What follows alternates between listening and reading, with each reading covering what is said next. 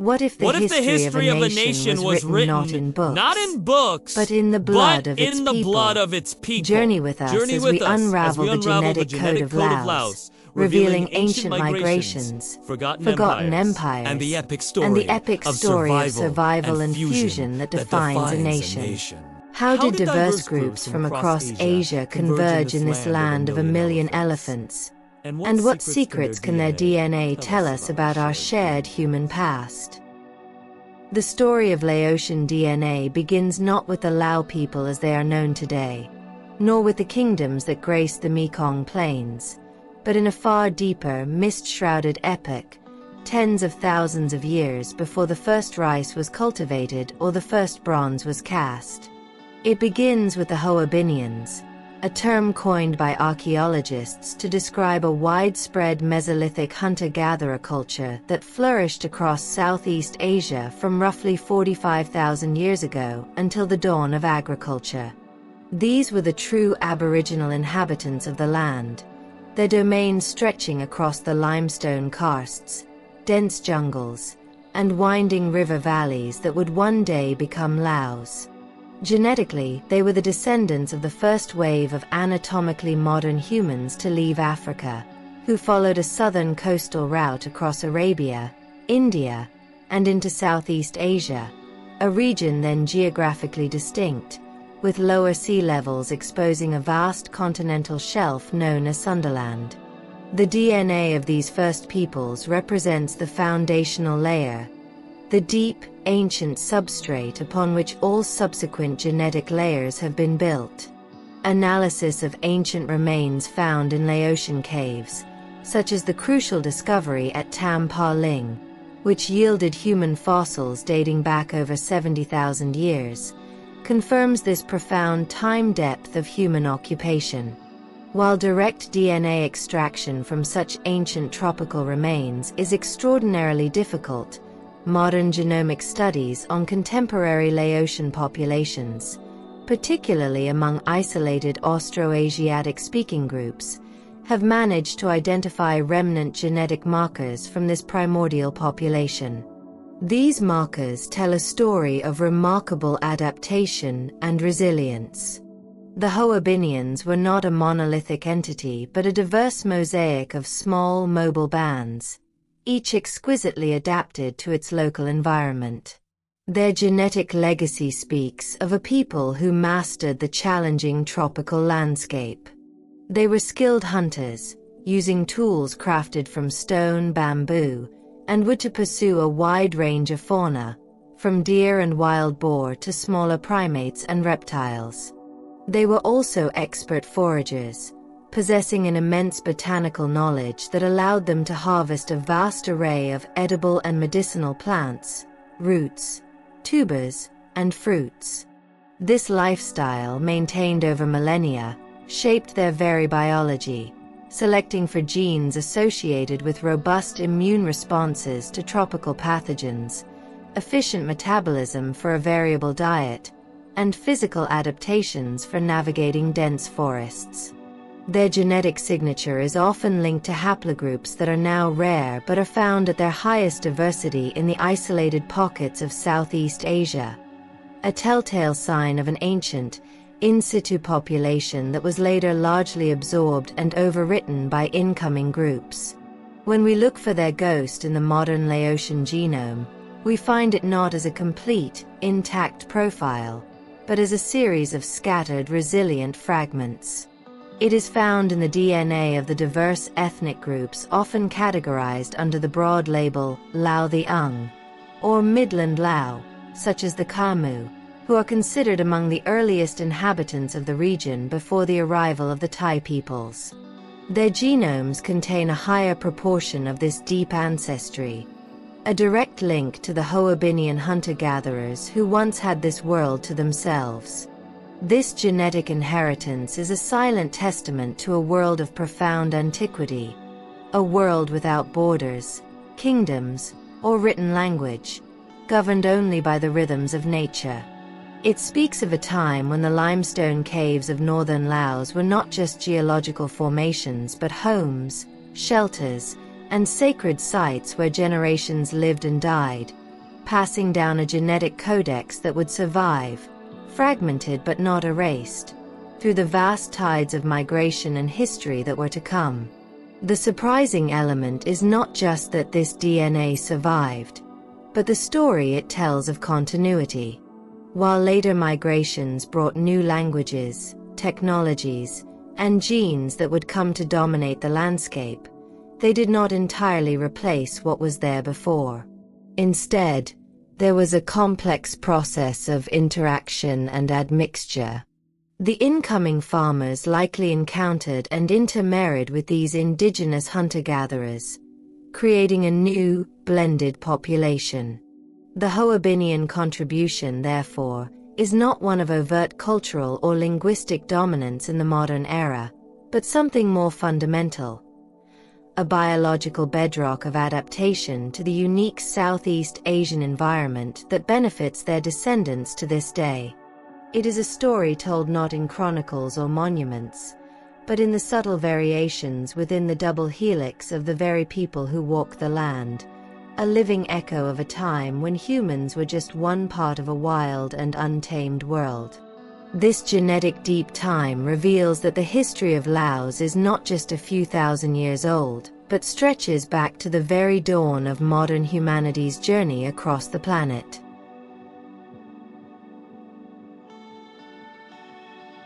A profound transformation, one that would irrevocably alter the genetic and cultural landscape of Laos, began approximately 4,000 to 5,000 years ago, emanating not from within the dense jungles but from the agricultural heartlands to the north, likely in what is now southern China.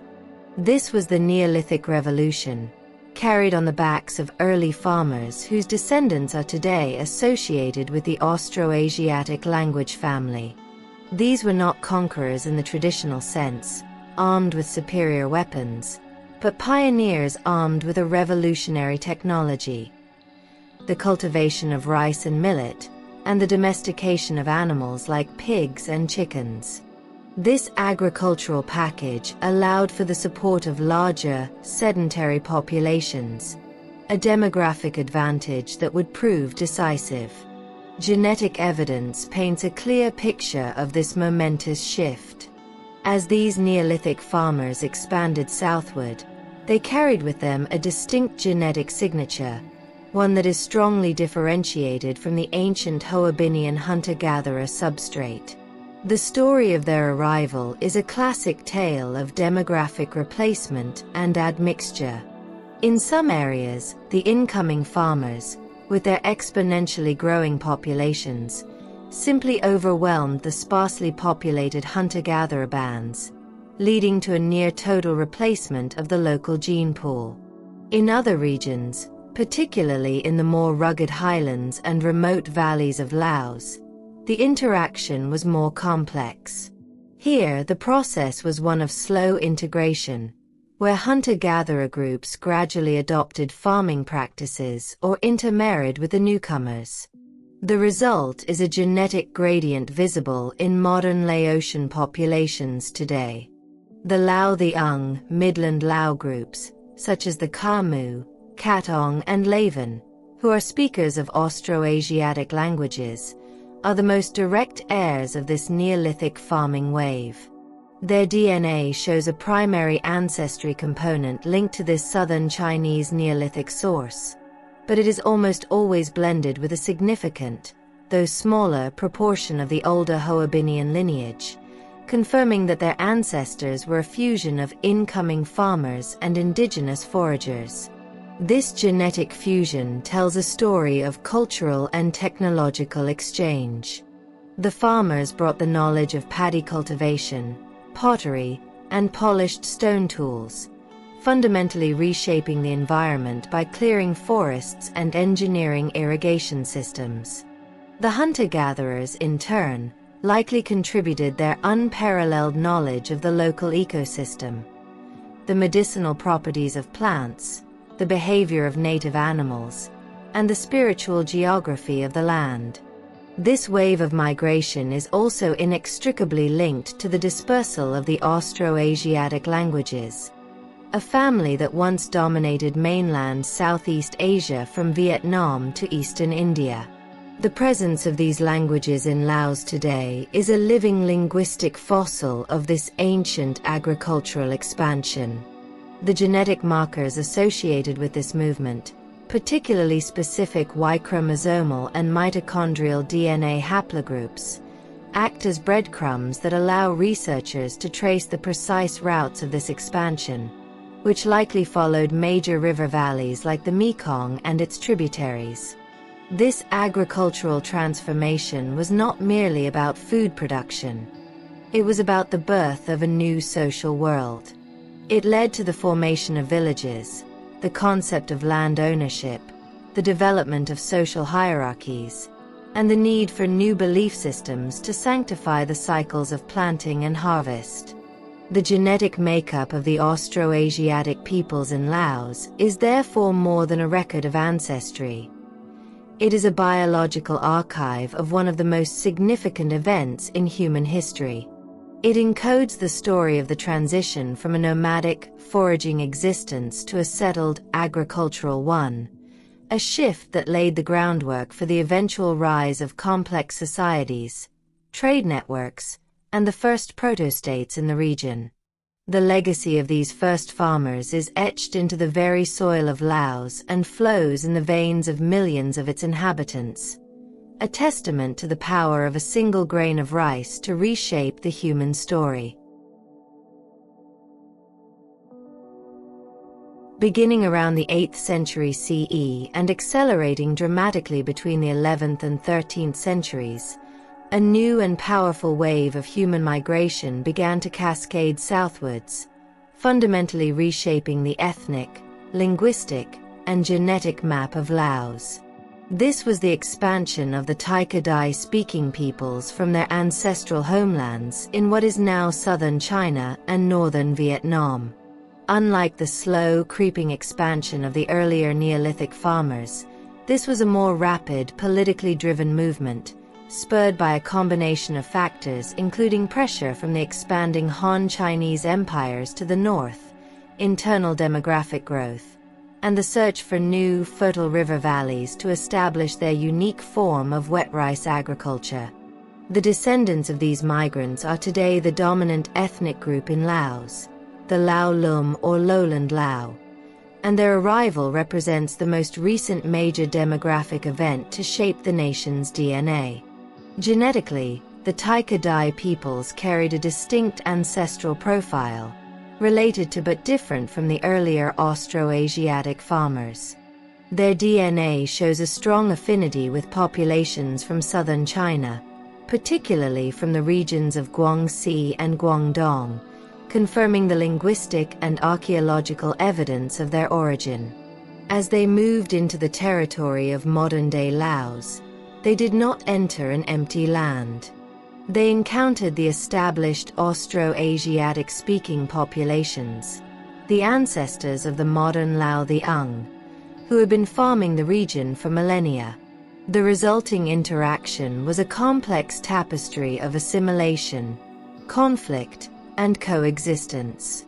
In the fertile lowland plains along the Mekong River, the Tai migrants, with their sophisticated irrigation techniques and robust political organization based on the Muing, a type of principality or city-state, quickly established dominance. Their demographic success led to a process of elite dominance and assimilation. Over generations, many of the local Austroasiatic populations adopted the language, culture, and identity of the more powerful Tai newcomers. This cultural shift is mirrored in the genetics. Modern lowland Lao populations show a primary ancestry component derived from this Tai-Kadai migration, but it is almost always blended with a significant Austroasiatic substrate, reflecting the incorporation of the pre-existing peoples. This admixture event was highly gender-biased. Analysis of paternal, Y-chromosome, and maternal, mtDNA, lineages suggests that the migration was primarily male-driven. Tai-Kadai men moved into the region, taking local Austroasiatic-speaking women as wives. This is a classic pattern seen in many agricultural expansions, where migrating men form new families with the indigenous female population. As a result, the paternal lineages of the Lao Lum are overwhelmingly of Tai-Kadai origin, while their maternal lineages show a much higher diversity and a stronger contribution from the older Austroasiatic groups. This genetic story perfectly encapsulates the formation of the Lao people, a fusion of incoming Tai-Kadai paternal ancestry and pre-existing Austroasiatic maternal ancestry. This process also explains the ethnic stratification that historically characterized the region. The Tai-Kadai migrants, who became the Lao Lum, controlled the productive lowlands. The earlier Austroasiatic inhabitants were either absorbed or pushed into the midlands, becoming the Lao Liang. The genetic differences between these groups today are not of kind, but of proportion, reflecting their different roles in this historical drama. The arrival of the Tai peoples culminated in the establishment of the powerful kingdom of Lan Xang in the 14th century, which unified the Hmong-Mien and solidified the dominance of the Lao language and culture. The DNA of the lowland Lao is therefore a direct reflection of this nation-building process, a biological testament to the fusion of peoples that created the historical and modern identity of Laos. It tells a story not just of migration, but of the creation of a new people and a new kingdom from the complex interplay of different genetic and cultural streams. While migrations from the north have profoundly shaped Laotian DNA, a powerful and sophisticated influence from the south also left its indelible mark, a genetic and cultural echo of one of Southeast Asia's greatest indigenous empires, the Khmer Empire of Angkor. From roughly the 9th to the 15th centuries, the Khmer civilization, centered in modern-day Cambodia, extended its political and cultural sway over vast territories, including the southern and central plains of what is now Laos. The magnificent temple complex of Wat Phao in Champasak Province, a UNESCO World Heritage Site, stands as a monumental testament to this period, an Angkorian outpost that served as a political and religious center long before the rise of the Lao Kingdom of Lan Xang. This extended period of Khmer dominance was not merely a political overlay. It facilitated a significant and sustained flow of people and, consequently, genes. The genetic signature of the Khmer people, who are speakers of an Austroasiatic language and descendants of the region's early rice farming populations, is distinct. During the height of the empire, Khmer administrators, soldiers, priests, artisans, and farmers moved throughout the imperial territories, including the Mekong River valleys of southern Laos. These movements created channels for genetic exchange with the local populations, who were themselves primarily of Austroasiatic stock at the time, predating the main wave of Tai-Kadai migrations into these specific southern regions. The genetic evidence for this interaction is subtle but clear. Modern populations in southern Laos, particularly in provinces like Champasak and Attapeu, show a greater genetic affinity with contemporary Cambodian populations than do their counterparts in northern Laos. This indicates a higher degree of historical admixture, a blending of local Austroasiatic groups with those more closely associated with the Khmer heartland. This genetic shadow of Angkor is not uniform. It is a gradient that diminishes as one moves north, away from the historical core of Khmer influence. The process of gene flow was likely multidirectional. Local elites in what would become Laos may have sent sons and daughters to the Angkorian court for education or as political hostages, who then returned with Khmer spouses. Trade caravans and religious pilgrimages moved back and forth, creating opportunities for intermarriage. The construction and maintenance of vast temple complexes and infrastructure projects like roads and reservoirs, managed by the Khmer, would have required massive labor forces, drawing people from different parts of the empire and encouraging genetic mixing. Furthermore, the shared Austroasiatic linguistic and cultural roots between the pre-Tai inhabitants of southern Laos and the Khmer would have made such interactions and integrations more seamless than with groups from entirely different linguistic families. They shared related languages, similar agricultural practices, and overlapping cosmological beliefs rooted in Indic religions like Hinduism and Buddhism, which the Khmer elite championed. When the Tai-Kadai peoples, the ancestors of the modern Lao, later migrated into these southern regions, they did not just encounter unadulterated Austroasiatic groups. They encountered populations that had already been part of the Khmer cultural and genetic sphere for centuries. Therefore, the subsequent admixture that formed the southern Lao people was a three-way process, blending the incoming Tai-Kadai element with a local population that was itself a composite of indigenous Austroasiatic and Khmer-influenced ancestries. The story told by this genetic layer is one of imperial gravity, where the immense cultural and demographic weight of a major civilization pulls surrounding populations into its orbit, leaving a lasting legacy in the DNA of the region long after the empire itself has faded into history. It reminds us that the genetic makeup of Laos was not forged in isolation, but was deeply enmeshed in the broader political and social dynamics of mainland Southeast Asia. The founding of the Kingdom of Lan Xang Kingdom, the land of 1,000,000 elephants and the white parasol, by King Fa Ngum in 1353, marks a pivotal moment not only in the political history of Laos but also in its genetic consolidation.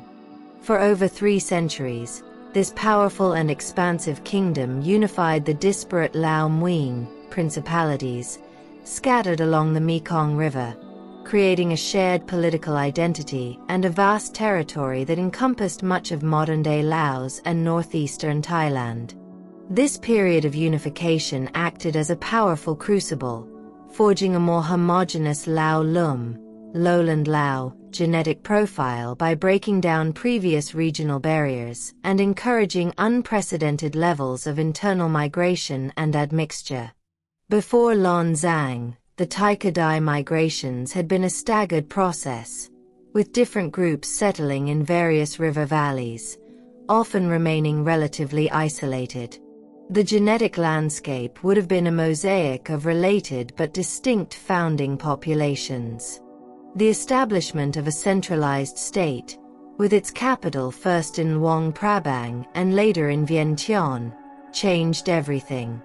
The kingdom's administrative structure required officials, soldiers, and scholars to move between the capital and the provinces, bringing their families and genes with them. A unified military, conscripted from all corners of the kingdom, brought men from different regions together, who then often settled and married in new locations after their service. The establishment of Theravada Buddhism as the state religion created a powerful cultural unifier. Monks and novices traveled between monasteries across the kingdom for education, and the grand religious festivals sponsored by the monarchy in the capital cities drew pilgrims from the furthest reaches of Lan Xang, facilitating social and genetic exchange on a scale never before seen. This state-sponsored mixing was particularly pronounced among the lowland Thai Lao groups, accelerating the blending of the various Tai-Kadai migrant lineages with the underlying Austroasiatic substrate into the characteristic profile of the modern Lao-Lum. Moreover, Lan Xang was not a mono-ethnic state.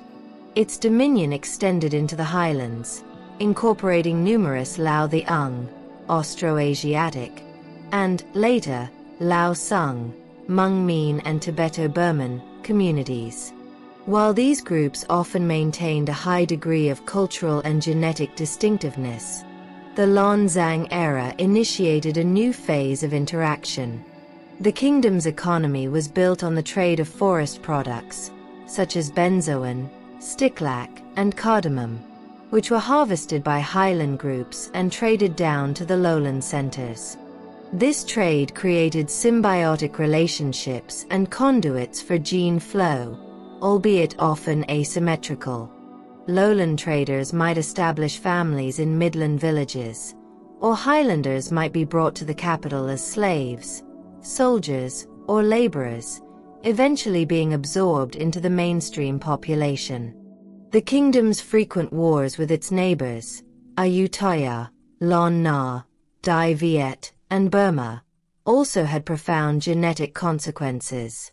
The capture and forced resettlement of large populations was a common practice in traditional Southeast Asian warfare. Lan Xang's armies brought back captives from diverse ethnic backgrounds who were resettled in Laos, introducing new genetic lineages into the kingdom. Conversely, invasions of Lan Xang led to the deportation of Lao people, spreading Laotian DNA into neighboring territories. These dramatic, often violent, demographic reshufflings further stirred the genetic pot. The legacy of Lan Xang, therefore, is the creation of a national-level gene pool for the Lao Lum, a metropolitan blend centered on the Mekong Plains. It represents the transition from a collection of related but separate migrant communities to a more integrated population, defined by a shared political and cultural history. The DNA of a person from Luang Prabang and one from Vientiane became more similar during this period than ever before, reflecting the unifying gravity of the kingdom that for centuries stood as one of the great powers of the region. Far from the lowland crucible of the Mekong Plains, the rugged, mist-clad mountains of northern and eastern Laos tell a different genetic story, one woven from more recent and distinct threads of migration. This is the realm of the Lao Sung or Highland Lao, a diverse collection of peoples whose DNA speaks of origins far to the north and west, primarily belonging to the Hmong-Mien and Tibeto-Burman language families. Their arrival in Laos is a relatively recent phenomenon, mostly occurring within the last few hundred years, and their historical preference for high-altitude cultivation has kept them genetically, as well as culturally and geographically, distinct from the lowland Lao Lum and midland Lao the Young. The Hmong and the Mien, also known as Yao, peoples represent the most significant component of this highland tapestry. Their genetic trail leads back to the mountainous regions of central and southern China, where their ancestors lived for millennia. Beginning in the 18th and accelerating through the 19th century, a combination of political unrest, demographic pressure, and conflict with the expanding Chinese state pushed large numbers of Hmong-Mien people to embark on a remarkable southwesterly diaspora. Following the spine of the Annamite Cordillera, they migrated into the sparsely populated highlands of Vietnam, Laos, Thailand, and Myanmar. They brought with them a sophisticated system of swidden, slash-and-burn agriculture, perfectly adapted to the steep mountain slopes, with key crops like dry rice, corn, and most famously, the opium poppy. Because this migration was so recent, and because they settled in ecological niches largely unoccupied by the existing lowland rice farmers, the Hmong-Mien peoples maintained a very high degree of genetic cohesion. They practiced strong endogamy, marriage within their own ethnic group and clan, which limited admixture with their lowland neighbors. As a result, modern genetic studies show that the Hmong and Mien populations in Laos have a genetic profile that is starkly different from that of the Tai-Kadai and Austroasiatic groups. Their DNA shows a much closer affinity to populations in southern China, such as the Miao and Yao, from whom they derive, and lacks the deep Hoabinhian and Austroasiatic substrate layers found in the other peoples of Laos. Alongside the Hmong-Mien, smaller streams of migration brought Tibeto-Burman speaking peoples into the northernmost reaches of Laos. Groups like the Oka, Phu Noi, and Lisu trace their origins to the eastern edge of the Tibetan Plateau and Yunnan province in China. Their migrations were also part of a slow, centuries-long southward drift of highland peoples. Each of these groups carries a unique genetic signature, distinct from all other groups in Laos. The Oka, for example, have a genetic profile that links them to other Loloish-speaking populations in Yunnan and Myanmar, reflecting a separate migratory path and history. The genetic distinctiveness of these highland groups provides a powerful natural experiment for understanding the history of the region. By comparing their genomes to those of the Lao Lum and Lao Theung, researchers can better isolate the specific genetic components associated with each major linguistic and migratory wave. The DNA of the Lan Xang tells a story of resilience, cultural preservation, and adaptation to one of the world's most challenging landscapes. It is a testament to the fact that Laos is not a monolithic genetic entity but a complex mosaic, where different layers of history are preserved in the diverse populations that inhabit the country's different ecological zones. The mountains acted as a refuge and a barrier, allowing these later arrivals to establish themselves and maintain their unique genetic heritage, adding the final vibrant threads to the intricate genetic tapestry of the nation. The story of Laotian DNA cannot be told without acknowledging the central, animating role of the river that flows through its heart, the Mekong. More than just a geographical feature, the Mekong has acted for millennia as the country's primary artery, a dynamic conduit for the movement of peoples, ideas, and, most fundamentally, genes. Its currents and tributaries have dictated the patterns of settlement, facilitated trade and communication, and served as a veritable highway for migration, profoundly shaping the genetic landscape not just of Laos but of the entire Southeast Asian mainland. From the earliest human arrivals, the river and its associated valleys were corridors of life. The Hoabinhian hunter-gatherers would have followed its course, fishing its waters and hunting in the rich gallery forests along its banks. Later, it became the main route for the southward expansion of the Austroasiatic farmers, who used the fertile alluvial plains created by the river's annual floods to establish their first rice paddies. The genetic legacy of these early populations is strongest and most diverse along the Mekong's course, a testament to its role as a cradle of settlement. However, it was with the arrival of the Tai-Kadai peoples that the Mekong's role as a genetic superhighway became most apparent. The ancestors of the Lao Lum did not spread evenly across the land but migrated directly down the river valleys, establishing their Muing, city-states, at strategic points along its banks: Luang Prabang, Vientiane, Champasak. The river physically and culturally connected these centers, allowing for a constant flow of people and genes between them. A marriage alliance between the ruling families of Luang Prabang and Vientiane was not just a political act but a genetic one, merging lineages from up and down the river. For centuries, the river was the main street of the kingdom of Lan Xang, with trade and transport moving almost exclusively along its waters. This constant movement ensured that the Lao Lum population living along the river became a relatively homogeneous, well-mixed gene pool, distinct from the more isolated populations in the highlands. The river acted as both a unifier and a divider. While it connected the communities along its banks, the difficulty of traversing the rugged hinterlands away from the river meant that highland groups often remained genetically isolated. The Mekong thus helped create the stark genetic differentiation between the lowland Lao Lum and the upland Lao the Ung and Lao Sung.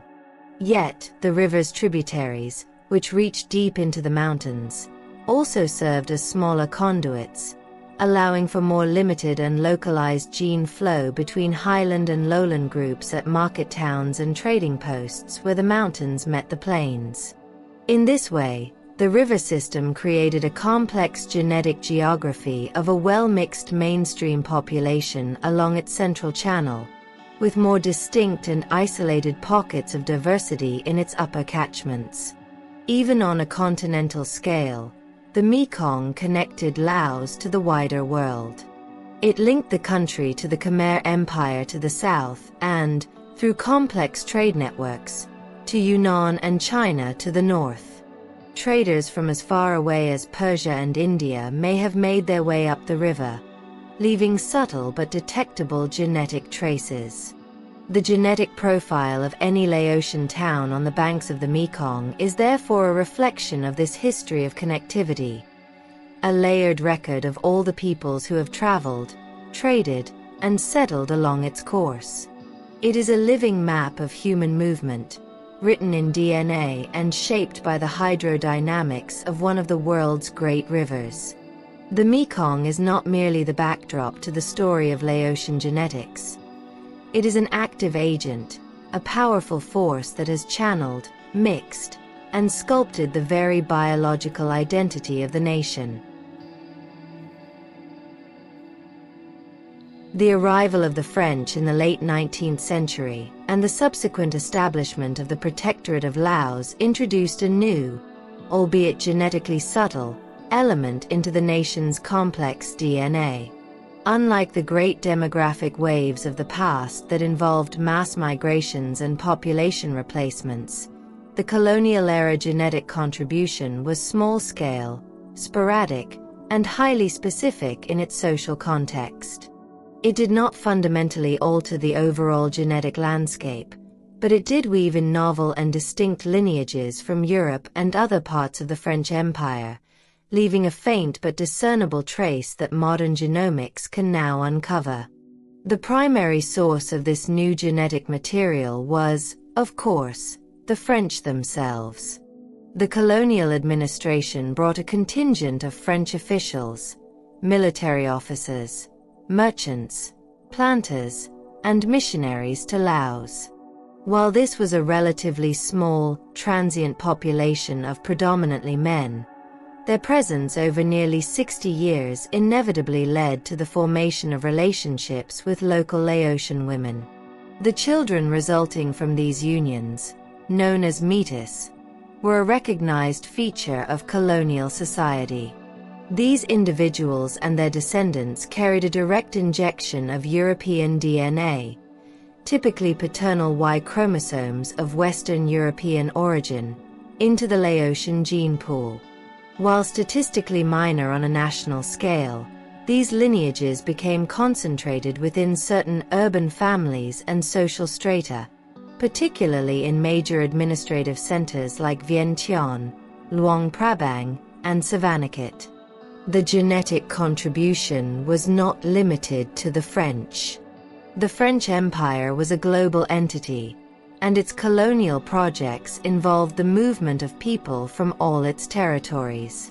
To fill out the lower ranks of the colonial bureaucracy and armed forces, the Garde Indigene, the French brought in personnel from other parts of French Indochina, primarily Vietnam. This facilitated a new layer of gene flow from Vietnamese populations into Laotian urban centers, distinct from earlier, prehistoric interactions. Furthermore, soldiers from French colonies in North Africa, tirailleurs Algerians or Marocains, and West Africa, tirailleurs Senegalese, were sometimes stationed in Indochina, including Laos. Though their numbers were small and their postings often temporary, any children they fathered would have introduced entirely new African genetic markers into the local population, creating a truly globalized, albeit tiny, component of the gene pool. The impact of this colonial-era admixture goes beyond simple percentages. It tells a story of power dynamics, social stratification, and cultural change. The presence of European ancestry could confer a degree of privilege and access to education or positions within the colonial system, creating complex social identities. After independence in 1953, these genetic traces became part of the complex tapestry of modern Laotian identity. For some families, this ancestry is a known and acknowledged part of their history, while for others, it may be a forgotten story that only resurfaces through a commercial DNA test.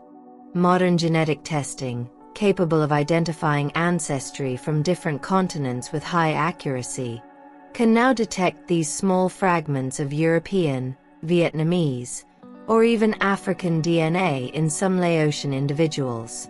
While these components might only represent 1 or 2% of a person's total ancestry, they act as precise historical markers, pointing directly to the colonial period as their time of entry into the Laotian genome.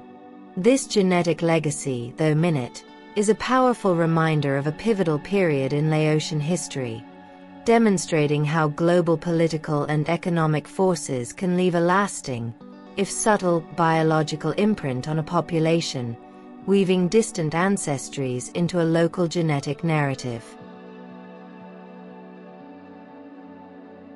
The period of intense conflict that engulfed Laos from the 1960s to 1975, often called the Secret War due to its covert nature, represents one of the most traumatic and demographically disruptive chapters in the nation's history. The consequences of this period were not only political and social but also profoundly genetic, reshaping the country's human landscape through mass internal displacement, massive refugee outflows, and tragic population losses. This era did not introduce a new ancestral group, but instead acted as a violent and chaotic force that scrambled existing populations, created severe genetic bottlenecks, and led to the formation of new, admixed diasporic communities. The scale of the disruption was staggering. Relentless aerial bombardment, particularly in the northern and eastern provinces of Houaphanh and Xiang Kuang, forced entire communities to flee their ancestral villages. Hundreds of thousands of people became internally displaced persons, IDPs, moving from the highlands to the relative safety of the Mekong Valley or to sprawling refugee camps. This forced movement broke apart communities that had been geographically and genetically isolated for centuries. For example, different Hmong or Khmer clans, who had previously lived in separate mountain regions and rarely intermarried, were suddenly thrown together in the same camps. This unprecedented proximity led to new patterns of marriage and reproduction, breaking down old clan-based endogamy and creating a more homogenized gene pool among these specific ethnic groups. The most significant genetic impact, however, was the creation of severe population bottlenecks. A genetic bottleneck occurs when a population is drastically reduced in size, leading to a significant loss of genetic diversity. Many villages, especially among highland groups like the Hmong who were deeply involved in the conflict, suffered catastrophic losses. The survivors represented only a small fraction of the original population's genetic variation. As these communities slowly recovered, their descendants inherited a much narrower range of genetic lineages than their pre-war ancestors. This reduced diversity can have long-term health implications, as rare recessive genetic disorders can become more common in bottlenecked populations. Following the end of the war in 1975, a massive wave of refugees fled Laos. An estimated 10% of the entire population, over 300,000 people, left the country. This exodus was not a random cross-section of the population. It disproportionately involved certain ethnic groups, particularly the Hmong, as well as lowland Lao elites and intellectuals associated with the former royal government. This mass departure was a significant export of Laotian DNA to countries around the world, including the United States, France, Australia, and Canada. In these new host countries, founder effects occurred. Small groups of refugees became the founding populations for new diasporic communities. For example, a Hmong community in Minnesota might trace its origins back to just a few dozen families from a specific region of Laos. Genetically, these diasporic communities represent a subset of the diversity present in the original homeland. Over generations, as Lao, Hmong, Khmer, and other ethnic groups from Laos have lived together and intermarried within the diaspora, they have created novel, admixed populations that do not exist in the same combinations back in Laos. The genetic legacy of the Secret War is therefore twofold. Within Laos, it is a story of lost diversity and the forced mixing of previously isolated groups. Outside of Laos, it is a story of founder effects and the creation of new genetic combinations in the diaspora. It is a stark example of how modern conflict can act as a powerful engine of microevolutionary change, leaving scars not only on the land and in memory, but deep within the human genome itself. While the grand narratives of migration and kingdom building often focus on the movements of male-dominated armies, elites, and pioneering groups, a deeper and often more ancient story of the Laotian people can be read in their maternal lineages. This story is encoded not in the main nuclear genome, but in a small, circular strand of DNA found within the mitochondria, the energy-producing organelles inside our cells. This mitochondrial DNA, mtDNA, is passed down exclusively from mother to child, creating an unbroken line of female descent that stretches back through thousands of generations. Analyzing the specific haplogroups, major branches of the mtDNA family tree, found in the various ethnic groups of Laos reveals a rich and layered saga of female continuity, settlement, and interaction that complements and sometimes challenges the paternal record. The most striking finding from mtDNA studies in Laos is the sheer depth of the maternal ancestry. Many of the mtDNA haplogroups present at high frequencies, such as those within the M and R macro haplogroups, have deep roots in Southeast Asia, dating back tens of thousands of years. This indicates that the maternal gene pool has a strong component of continuity, reaching all the way back to the first modern human settlers of the region, the Hoabinhians. While subsequent waves of migration brought new paternal lineages, Y-chromosomes, the incoming men often married into the local female population. The indigenous women and their maternal lineages, therefore, remained in place, passing their ancient mtDNA down to their children. This pattern is a classic signature of a process called sex-biased admixture, and it means that the maternal history of Laos is, in many ways, more deeply and continuously rooted in the soil than the paternal history. For example, among the modern Lao Lum, the dominant Tai-Kadai speakers, while their Y-chromosomes show a strong and recent connection to southern China, a very significant portion of their mtDNA haplogroups are of older Southeast Asian origin. This provides powerful genetic confirmation of the historical model where migrating Thai men took wives from the local Austroasiatic speaking populations they encountered. The Lao people are thus a genetic fusion, but the maternal side of their family tree sinks its roots far more deeply into the land's ancient past. Furthermore, mtDNA analysis helps to untangle the relationships between different ethnic groups. The Laotian, Austroasiatic speakers like the Khmer, show the highest diversity and oldest lineages of these indigenous Southeast Asian mtDNA haplogroups, confirming their status as descendants of the first Neolithic farmers who themselves had mixed with the even earlier hunter-gatherers. In contrast, the highland Hmong-Mien peoples show a completely different suite of mtDNA haplogroups, with very strong affinities to populations in southern China and little overlap with the lowland groups. This reflects their recent migration and high degree of marital endogamy, a story of maternal lines moving and then remaining distinct.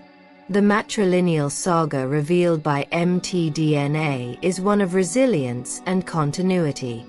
It shows that while cultures, languages, and paternal dynasties rose and fell, the women of Laos provided a deep, stable genetic bedrock, passing on a biological inheritance that connects the present-day population directly to the region's most ancient inhabitants. It is a quiet history, written not in stone inscriptions but in the very engine of our cells, telling a story not of conquest, but of persistence and integration, a testament to the foundational role of women in weaving the complex genetic tapestry of the nation. In stark contrast to the deep, continuous, and geographically rooted story told by maternal mtDNA, the paternal history of Laos, traced through the Y-chromosome, is a dramatic saga of movement, replacement, and expansion. Passed down directly from father to son like a hereditary surname, the Y-chromosome offers an unfiltered view of male ancestry, painting a picture of distinct, powerful migratory waves that often redrew the genetic map in bold strokes. This paternal narrative is dominated by a few major haplogroups and their subclades, each acting as a genetic banner for a specific ethno-linguistic group, allowing us to follow the footsteps of ancient brotherhoods as they journeyed across Asia and established themselves in the land that would become Laos. The vast majority of paternal lineages in Laos, and indeed across East and Southeast Asia, fall under the great umbrella of haplogroup O.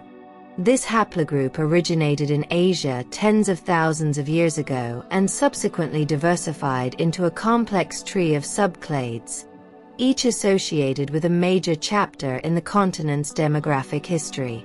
By examining the specific branches of this tree present in Laos, we can dissect the different layers of male migration.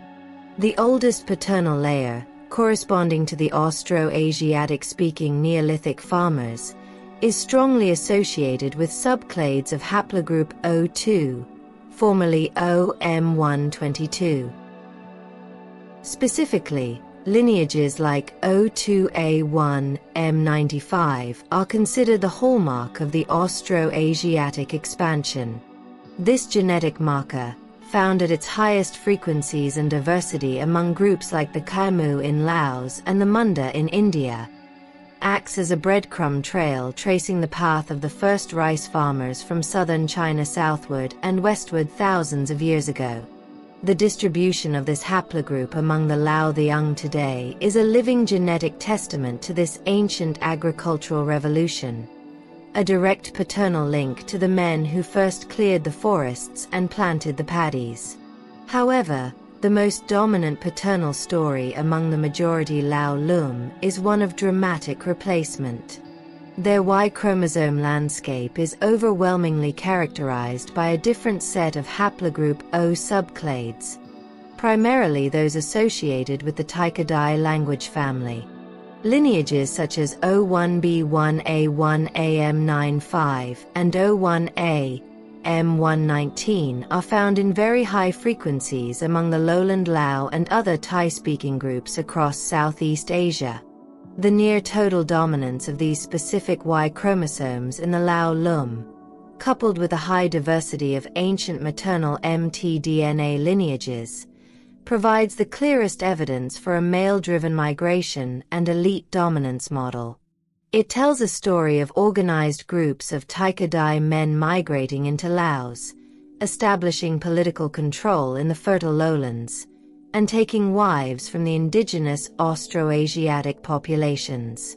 Over generations, their successful paternal lineages spread rapidly and widely, largely replacing the pre-existing Austroasiatic Y-chromosomes in the lowland gene pool. This process, driven by social and political advantage, created the modern Lao Lum population, a fusion of newcomer fathers and indigenous mothers. The story is different again in the highlands. The Hmong-Mien peoples carry another distinct set of paternal markers, primarily belonging to the O2A2B1A1M117 subclade. The high frequency of this specific lineage among the Hmong, alongside its near absence in their Tai-Kadai and Austroasiatic neighbors, highlights their separate origin in China and their remarkable genetic cohesion maintained through centuries of migration and strict clan-based marriage practices. It is the genetic signature of a distinct paternal diaspora. Similarly, Tibeto-Burman groups in the far north, like the Oka, bring their own unique Y chromosomes, often subclades of haplogroup D, which are more common in Tibet and Japan, representing yet another, smaller stream of paternal ancestry flowing into the complex Laotian mosaic. The Y chromosome narrative, therefore, is one of distinct genetic strata, with each major ethno-linguistic block defined by a dominant paternal haplogroup. It is a history of patrilines, of male-led movements that brought new languages, technologies, and political structures, often imposing their genetic legacy upon the pre-existing maternal landscape. It is a tale more of revolution than evolution, of distinct groups arriving and establishing new demographic realities, making the paternal journey a powerful key to understanding the dynamic and layered formation of the Laotian people.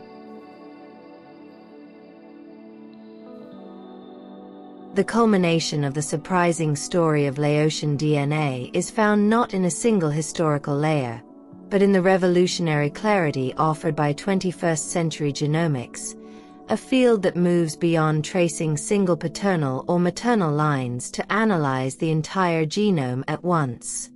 Through the power of whole genome sequencing and sophisticated computational analysis, we can now see the Laotian people not as a collection of distinct blocks, but as a deeply interwoven and fluid tapestry, a biological testament to the country's historical role as a crossroads of humanity.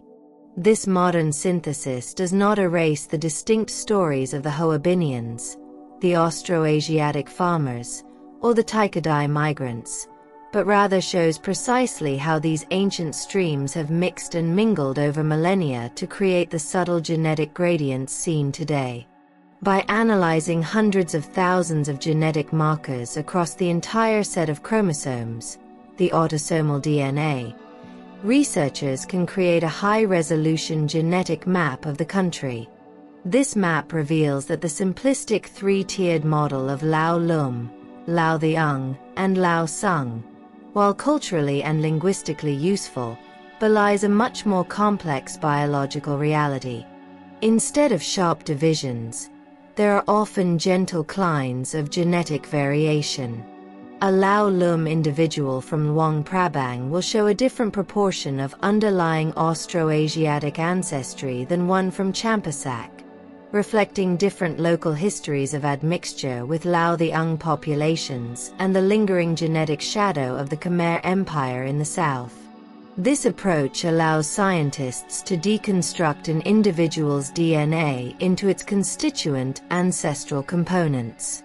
A typical Lao Lum genome, for instance, might be modeled as a composite of a large percentage of Tai-Kadai ancestry, a significant minority of Austroasiatic ancestry, and trace amounts of other components, painting a quantitative picture of the fusion events that created their people. For a Khmer individual, the proportions would be reversed, with the Austroasiatic component being dominant. This level of detail confirms and refines historical narratives, providing a genetic clock that can even estimate when major admixture events occurred, often pinpointing them to periods of kingdom formation or major political change. Beyond ancestry, the genomic age is revealing the story of adaptation written in Laotian DNA. Living in a tropical environment for tens of thousands of years has exerted strong selective pressures. Modern genomic scans can identify specific genes that show signs of positive selection in Laotian populations. Many of these relate to the immune system, providing enhanced resistance to local pathogens like malaria and dengue fever. A classic example is the high prevalence of genetic variants related to thalassemia, a blood disorder that, while harmful in its homozygous state, provides significant protection against malaria in its heterozygous carrier state, a clear case of evolution in action. Other selected genes may relate to diet, such as the metabolism of rice, or adaptation to different altitudes. This new field of medical genomics has profound implications for public health, allowing for a better understanding of population-specific disease risks and the development of more tailored healthcare strategies. Ultimately, the synthesis provided by modern genomics is a story of profound interconnectedness. It demonstrates that no single group in Laos is genetically pure. All are mosaics, carrying the legacies of multiple ancestral populations within their cells. It challenges rigid ethnic boundaries and highlights a shared biological heritage forged through centuries of interaction, cooperation, and conflict. The surprising story of Laotian DNA, as revealed in the genomic age, is that the nation's greatest diversity is not found by looking at its groups in isolation, but by understanding the complex and beautiful ways in which they have come together, creating a gene pool as rich and varied as its culture and landscape. In the end, the DNA of Laos tells a powerful story of unity through diversity. It shows how countless streams of people, farmers, migrants, and highlanders, merged to create the vibrant nation we see today. What part of this genetic history surprised you the most? Please share your thoughts and comments for improvement.